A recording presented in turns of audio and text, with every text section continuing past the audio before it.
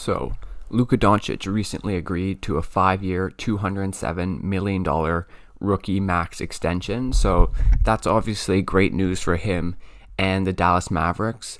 It doesn't kick in till the year after next. So, next year he'll still be on his rookie contract. Then the lots of money kicks in. And the fifth year is a player option. So, he really got the best deal with 4 secured years and a player option and making on average over $40 million a year. And then for the Mavs, they get, one of the best players in the NBA who's still only 22, locked down for at least next year and then 4 more years. So 5 more years of guaranteed Luka Doncic. Obviously, he could request a trade. Things like that could happen, but it's good. It's a good scenario for the Mavs, and I don't think they're trading him. So that's obviously great. And Luka is going to continue to be great.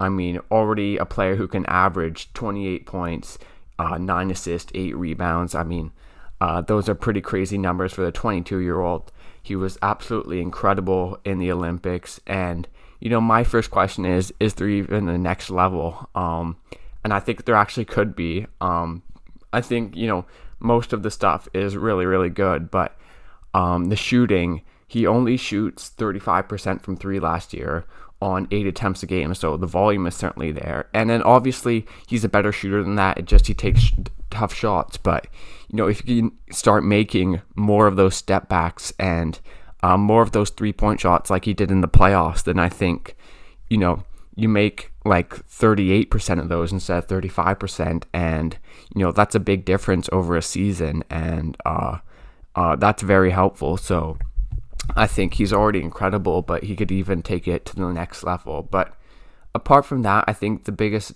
thing for the Mavericks is to find a second star. People have been talking about this for a while, and I think their avenue is definitely Porzingis, whether it's him becoming that second star or being able to trade him for a second star.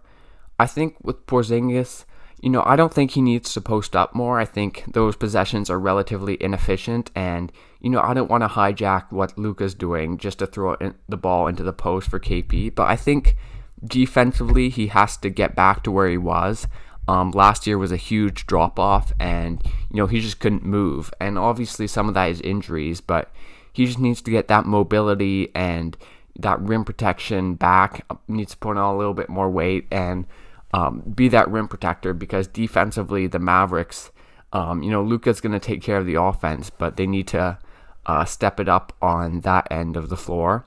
I think that's a big thing. And then offensively, I think he needs to be able to play the 5, because when he plays the 4, teams can just switch the Luka Porzingis pick and roll, which was actually good by the numbers last year, but it doesn't pose as much of a threat as if Porzingis could play center, then you have to put a center on him, and when he comes to screen for Luka, you can't switch that, and that causes a ton of problems, because you go over and it's a 2-on-1, you go under, it's a 3 for Luka, you switch, Luka can torch the big man, or Porzingis can maybe post up on Luka's defender, but when he's at the power forward, you can just switch. Also, Porzingis playing center, it allows the Mavericks to go 5 out, leaves more room for Luka to drive to the rim. And that's still probably his predominant mode of offense, where he's getting inside and he can make those little floaters and layups. And he can also kick it out and make smart passes. So I think Porzingis at the 5 is really one of the keys for the Mavs. And that means there needs to be improvements from Porzingis on both ends of the court. Apart from that, I mean, this offseason they didn't really get the star that they wanted. They re-signed Tim Hardaway Jr., which I think is good, someone who can shoot and do a little bit off the dribble.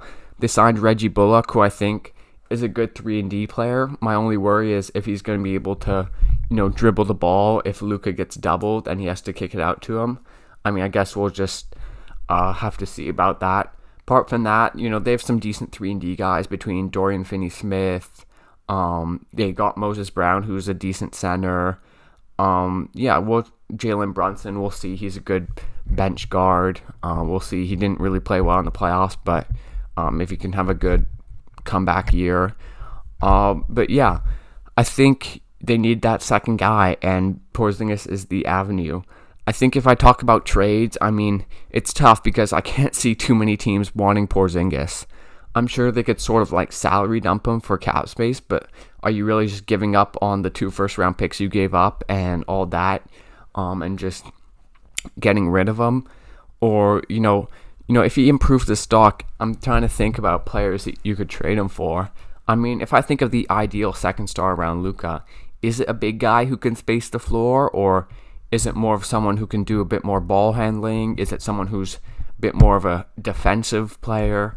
I'm not sure. I think, I don't hate the Porzingis and Luka fit, if I'm being honest. I just think Porzingis needs to be on for it to work. So, we'll see what happens. I think the Mavs, they do have some sleeper potential just because of how good Luka is, but I don't think they're getting to the finals or anything without Porzingis being great, and then obviously all the other role players shooting well from 3 and being able to, just sustain the Mavs offense with Luka on the bench and that sort of thing. So yeah, we'll see what happens with the Mavs. Sign Luka to that extension, which is great.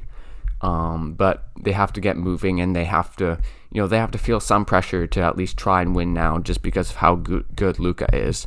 But anyways, thanks for watching this video, guys. Leave a like, subscribe to this channel for more NBA content, and I'll see you guys next time.